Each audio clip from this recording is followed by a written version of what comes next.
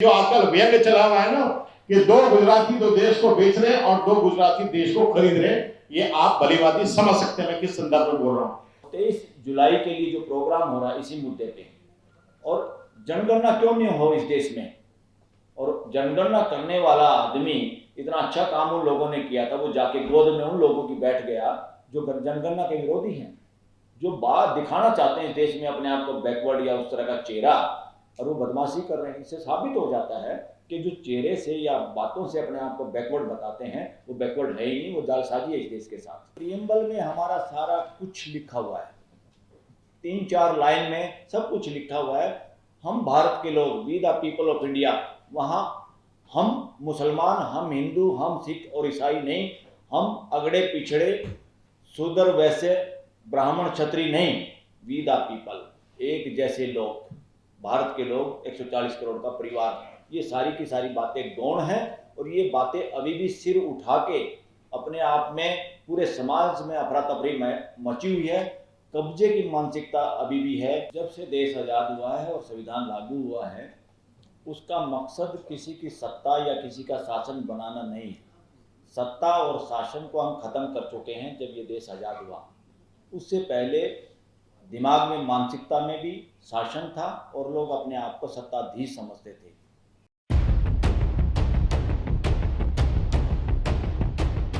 आदरणीय राजेंद्र पाल गौतम जी वो बंबई में बहिष्कृत भारत के 100 साल पूरा होने पर एक समारोह में सम्मिलित होने गए हैं, और वहाँ जो बाबा साहब के पौत्र की ओर से वो समारोह का आयोजन किया गया है, और उनके साथ उस सभा में शरद पवार जी वगैरह भी हैं, और शरद पवार जी को आमंत्रण है हमारे कार्यक्रम का भी, जिसके बारे में वो बात करेंगे। और उन्होंने भरोसा दिया कि पवार साहब और सुप्रिया सुले और बाकी जो लोग उस सभा में होंगे सभी 23 तारीख को उपस्थित रहेंगे, ये बात आप लोगों तक पहुंचा देने के लिए मैं आग्रह करूंगा। बलराज मलिक साहब एडवोकेट हैं, संक्षिप्त में अपनी बात करें।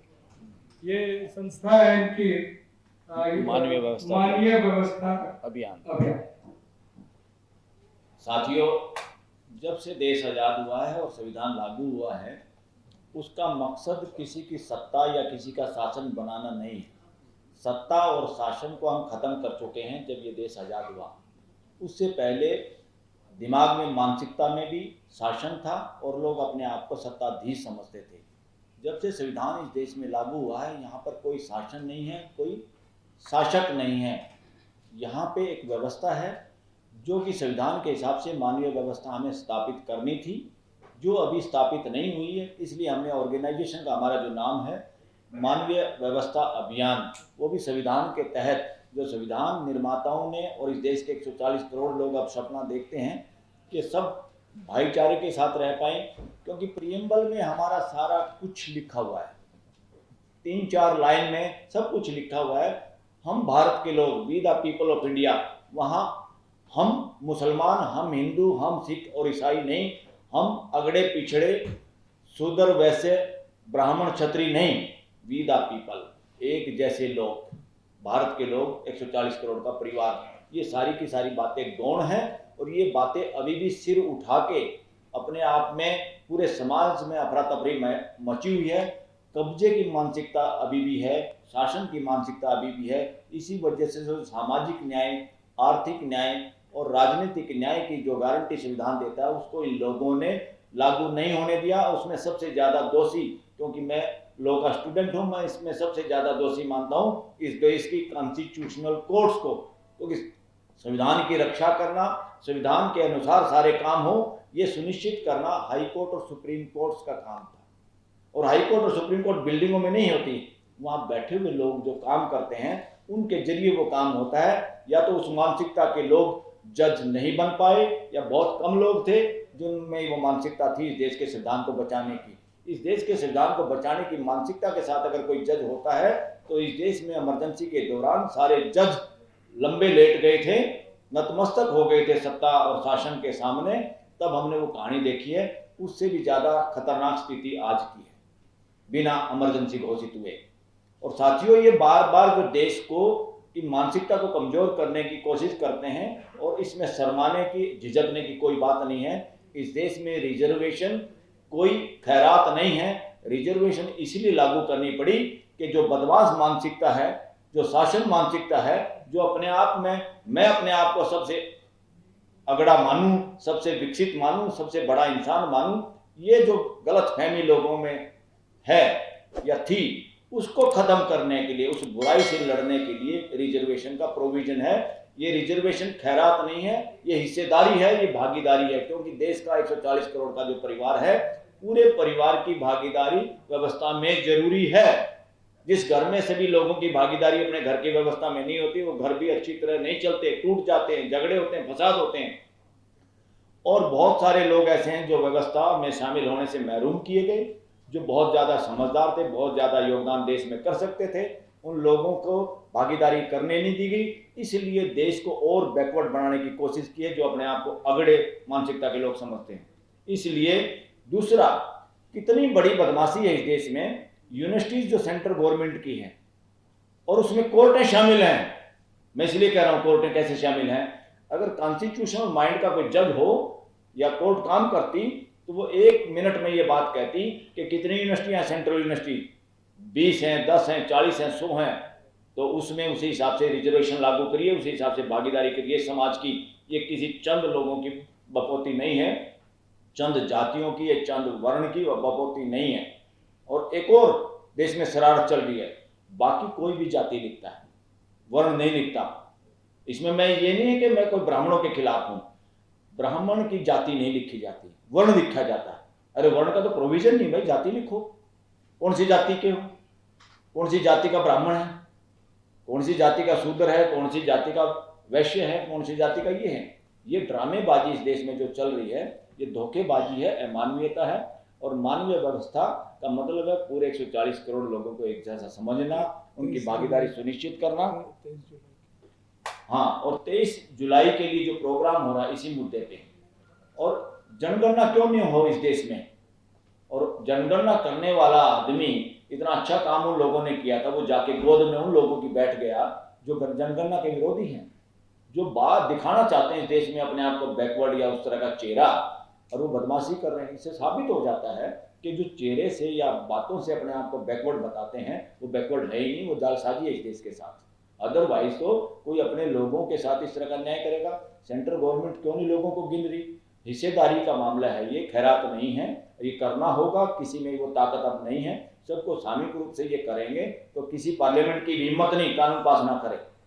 ये पार्लियामेंट देश के असली लोग, असली मालिकों की फोटोकॉपी है, इससे ज्यादा कोई औकात नहीं इनकी। जब ओरिजिनल लोग मजबूती से अपनी ड्यूटी समझेंगे, राज्य के 3 अंग हैं, हम ही राज्य को बनाने वाले हैं, 3 अंग खराब हो जाएं, 2 अंग खराब हो जाए, तीसरा अंग है जुडिशरी, वो कंट्रोल करे उनको। पार्लियामेंट में बदमाशी तो नहीं चल रही, पार्लियामेंट का रामलीला मैदान तो नहीं बनाया किसी ने, और पार्लियामेंट को रण क्षेत्र बना दिया इन लोगों ने। बहुत देशों में खत्म हो गया रिवाज, एक तरफ अपोजिशन, एक तरफ ट्रेजरी बेंच, ये बदमाशी है।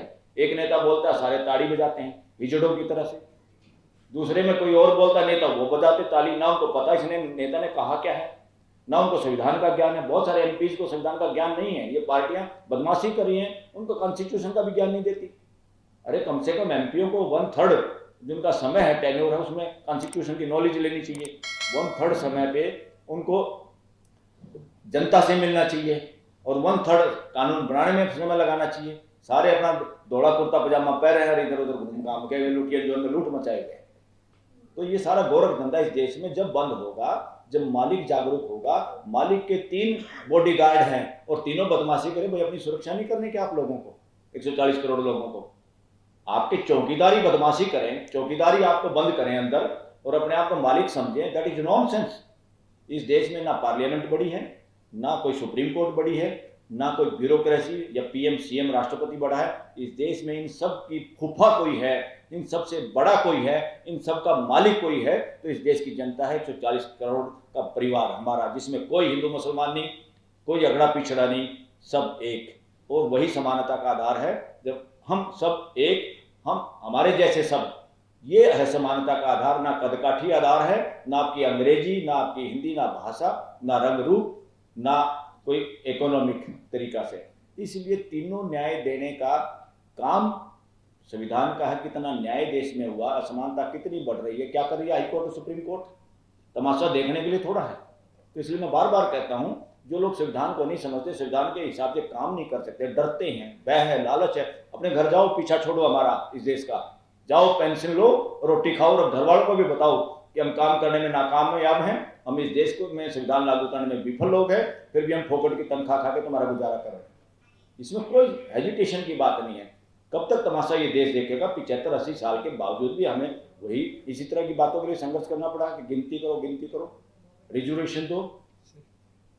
तो इसी के साथ मैं आप लोगों से ये भी निवेदन करता हूँ, आप सब लोग 23 को आए, उस बात को ज़्यादा से ज़्यादा फैलाएं और पूरे समाज के लोग उस प्रोग्राम में 23 तारीख का जो प्रोग्राम है उसमें सब लोग शामिल हो। Thank you very much. सभी मीडिया बंधुओं का बहुत बहुत शुक्रिया, धन्यवाद आज की प्रेस कॉन्फ्रेंस को कवर करने के लिए। दोस्तों, वी द पीपल एक ऐसी संस्था है जो बिल्कुल निष्पक्ष होकर के गरीबों के लिए और आज के जितने भी ज्वलंत मुद्दे उनको लेकर के आगे आ रही है, और उसके साथ सैकड़ों अन्य संस्थाएं भी जुड़ करके एक बहुत बड़ी आवाज बन रही है।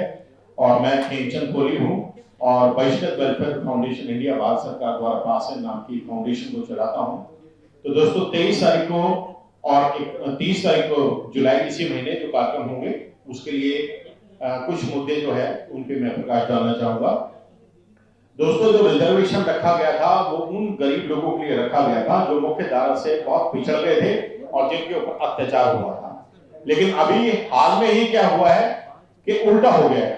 बेचारे एक वर्ड अभी जो इस्तेमाल किया गया, क्रीमी लेयर। अब SC/ST के संदर्भ में मैं इसको बता दूं, जिनकी 1,20,000 रुपए जो है एक साल में अगर तनख्वाह है तो वो 10,000 रुपए पर महीना आ गया। 10,000 रुपए पर महीने में कोई परिवार तो चलता नहीं, लेकिन 1,20,000 रुपए से अधिक अगर वो कमाएंगे तो क्रीमी लेयर में माना जाएगा। तो अब आप ये लगाइए, ये SC/ST लोगों के लिए कितना ये विध्वंसकारी है। क्रीमी लेयर का जो वर्ड है इस पे भी गौर होना चाहिए। इसके अलावा जो SC/ST के ऊपर अत्याचार होते हैं उसके खिलाफ देखिए, एक बार SC/ST ने 2018 में अप्रैल में 2 अप्रैल करवाया था, उसके लिए हमने पूरी ताकत से कांशीराम समर्थी उपवन लखनऊ को भरा और 2 अप्रैल करवाया। तो इससे अगर हम इसको एक जन आंदोलन बनाते हैं इन मुद्दों को लेकर के, तो अवश्य ही किसान आंदोलन की तरह और SC/ST एट्रोसिटी प्रिवेंशन एक्ट की बहाली की तरह अवश्य सफलता मिलेगी। दूसरा है प्राइवेटाइजेशन का। जो संस्थाएं भारत सरकार के डिपार्टमेंट्स फायदा दे रहे थे, चाहे वो बेल हो, गेल हो, रेल हो, सेल हो, इन सब ने फायदे दिया, इन सबको प्राइवेट हाथों में दिया गया। तो और उससे क्या हुआ, नुकसान किसका हुआ? SC/ST ओबीसी मिनोरिटीज लोगों का नुकसान हुआ। उन बेचारों को जो अगर रोजी रोजगार के क्षेत्र में प्रेफरेंस मिलती थी वो भी हाथ से चली गई। और दूसरा, अभी इन 2 मुद्दे पर भी बात नहीं हुई, इन्फ्लेशन और अनएम्प्लॉयमेंट। इन्फ्लेशन मतलब ये जो महंगाई वाला मुद्दा है, महंगाई आज के दौर में आप देखें, टिंडा, घिया, तोरई, सीताफल सब 100 रुपए पार। इसके बारे में कोई भी सांसद बोलने को तैयार नहीं। प्रधानमंत्री जी तो इन मुद्दों पर एक भी प्रेस कॉन्फ्रेंस करने को तैयार नहीं। अनएम्प्लॉयमेंट के आप ले लें, पिछले हफ्ते आपने देखा होगा गुजरात में 10 वैकेंसी निकली थी और 1800 से ज्यादा युवा उधर चले गए थे। उस पैसेज को भी उन्होंने भर दिया और रेलिंग के ऊपर चल के सब रेलिंग वगैरह तोड़ दी। तो जो लोग इस सरकार को चलाने का दावा करते हैं, देश को चलाने का दावा करते हैं, वो अपने गृह राज्य में जाकर के देखें क्या हो रहा है। वहां पे केवल 5 ही जो है डिस्ट्रिक्ट है जो थोड़ी बहुत अच्छी डेवलप है, बाकी सब में जो है बहुत काम होना बाकी है। तो एक जो आजकल व्यंग्य चला हुआ है ना कि 2 गुजराती तो देश को बेच रहे हैं और 2 गुजराती देश को खरीद रहे हैं, ये आप भलीभांति समझ सकते हैं मैं किस संदर्भ में बोल रहा हूं। दूसरा, ये लेटरल एंट्री वाला जो मामला है, पीछे बहुत सारे IAS की भर्ती करी गई ज्वाइंट सेक्रेटरी लेवल के और डायरेक्ट वो भर्ती, जबकि ऐसा प्रोविजन नहीं है। एक माध्यम है, उसके माध्यम से तो उनकी सिलेक्शन नहीं हुआ और सीधा एंट्री है जो भारत सरकार ने, भाजपा ने की, इसका हमने विरोध किया। इसके अलावा जो जजेस की अपॉइंटमेंट थी उसका भी हम विरोध करते हैं। डायरेक्ट जजेस अपॉइंटमेंट का कोई प्रोविजन नहीं है। दूसरा, जो ये जो नीट वाले घोटाले हैं, तो जितने भी पेपर लीक्स के जो मामले हैं ये जानबूझ के किए गए हैं, ये जानबूझ के किए गए हैं। इसमें खून तो खोलना चाहिए स्वर्ण समाज के लोगों का भी, लेकिन न जाने स्वर्ण समाज के जो युवा है वो क्यों चुप है। हालांकि थोड़ा सा उबाला भी देखने में टेलीविजन में आया है, लेकिन अभी ये जो नीट घोटाले 2024 में भी मध्य प्रदेश से तो ये उन्होंने अग्निवीरों ने बता भी दिया कि भैया पैसे ले लेके भर्ती हुई है। अग्निवीरों ने पीछे कितना उत्तर प्रदेश के अंदर आपने देखा, रेल रोक दी, पूरे ट्रैफिक को जाम किया, हाईवेज को जाम किया, तब जाके सरकार ने उसको पोस्टपोन किया। अब सरकार आंदोलन के बाद ये कहने को तैयार है कि हम जो है इनको अग्निवीरों को प्रॉपर जो पहले फौजियों की भर्ती उस तरीके से लेंगे।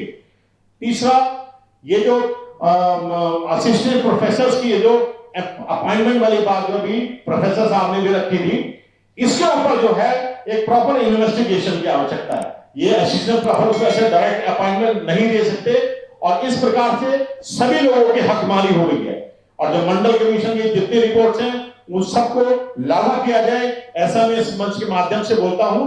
और जो कास्ट बेस्ड सेंसस है, जातिगत जनगणना है, वो बहुत जरूरी है। सरकार हर किसी की जनगणना कराती है। सरकार को यह भी मालूम है देश में कितने शेर हैं, चीते हैं, भालू है, गधे हैं, घोड़े हैं, सब मालूम है। लेकिन सरकार इसके ऊपर बहुत अच्छा हो, बिहार में अभी इसका सूत्रपात हो गया है। लेकिन हम चाहते हैं कि 23 तारीख को अपने एमपीज को भी हम ये मुद्दे देंगे, 30 तारीख को भी देंगे। और अगर आप भी कुछ उसको ऐसे एमपीज को जानते हैं जो भाजपा के ना हो, जो इंडिया अलायंस के हो, आप उनको अपने आप ही आप निमंत्रण कीजिए 23 तारीख के लिए। और 30 तारीख को जुलाई में कॉन्स्टिट्यूशन ऑफ इंडिया हॉल में ये कार्यक्रम रहेगा। और कास्ट बेस्ड सेंसस में एक ऐसा था कि 10% की सरकार ने स्वर्ण समाज के लोगों को रिजर्वेशन दे दिया था। तो उस वक्त हमने इस मुद्दे को उठाया, लेकिन लोगों ने हमारा साथ नहीं दिया और वो एक परमानेंट एक कानून बन के रह गया। अब आप ये बताइए, उनकी जो क्रीमी लेयर है, उनकी 8 लाख रुपए के बाद उनको गरीब समझा जाएगा और SC ST में 1,20,000 रुपए बेचारा जो कमाने वाला है। अब आप एक बार बताइए, 10,000 रुपए अगर कोई कमाएगा तो अपने परिवार कैसे पालेगा? तो ये जो SC ST की जो क्रीमी लेयर है, या तो इसकी लिमिट को बढ़ाया जाए, वरना ये SC ST के ऊपर से क्रीमी लेयर को बिल्कुल नितांत तरीके से हटा दिया जाए, इसको रखा ही ना जाए। क्योंकि अभी देश में जो SC ST के लोग हैं उनके ऊपर नाना प्रकार के जो है अत्याचार हो रहे हैं, चाहे वो मूंछ रखने पे हो, घोड़ी पे बैठने पे हो, सरों पे चप्पल रख करके चलने का प्रोविजन हो, ये सब जो है मानवता के खिलाफ है। Untouchability is crime against human Mankind, ये सब बंद होना चाहिए। और सरकार ने आयोगों को गठन करना है, ये अंतिम लाइन में बोल रहा हूं, आयोगों को गठन कर रखा है। अब आप ये बताइए, अगर किसी की बेटी के साथ रेप हो जाए, जो बेचारा SC ST का है, वो राष्ट्रीय अनुसूचित जाति आयोग जाएगा, वो अपनी वहां एप्लीकेशन लगाएगा, SP को ऑर्डर, SP को एक इंस्ट्रक्शन जाएगा, 15 दिन के भीतर जो है इसका आप यहाँ रिपोर्ट पेश कीजिए। लेकिन दोस्तों उसमें एक लकूना है, क्या है, इसको जरा ध्यान से सुनिएगा कि SP साहब अपनी 2 महीने के बाद रिपोर्ट पेश करेंगे और वो रिपोर्ट पेश करने के बाद उस पर FR लग जाएगी, फाइनल रिपोर्ट लग के वो मामला बंद हो जाएगा। और ऐसे में ही वो लकूना है काम करता, क्या कि उसकी जो इंफॉर्मेशन है वो पीड़ित परिवार तक पहुंचती नहीं है। कागजों में उनके लिए लेटर डिस्पैच हो जाता है, लेकिन पीड़ित परिवार तक वो लेटर नहीं पहुंचता, तो उन पीड़ित परिवार को मालूम ही नहीं पड़ता कि हमारा मामला बंद हो गया है। वो बेचारे इसी उम्मीद से बैठे रहते हैं कि आयोग से हमें इंसाफ मिलेगा, आयोग से हमें कंपनसेशन मिलेगा और हम जो है मतलब थोड़ा इंसाफ पा पाएंगे। लेकिन ऐसा नहीं होता। अंग्रेजों ने कहावत बनाई थी, justice delayed is justice denied in this country. तो एक वही अभी हो रहा है, जब न्याय मिलने में देरी हो रही है तो अंत में वही होता है, गरीब आदमी बेचारा हाथ थक के रो के अपनी मुकद्दर को कोसने लगता है और घर बैठ जाता है। तो इन सभी मुद्दों के ऊपर 30 तारीख को विस्तृत जानकारी आपको मिलेगी, 30 तारीख को मिलेगी। और मैं इसी के द्वारा अपनी वाणी को विराम देता हूँ। नमो बुद्धाय, जय भीम, जय भारत, जय संविधान। धन्यवाद।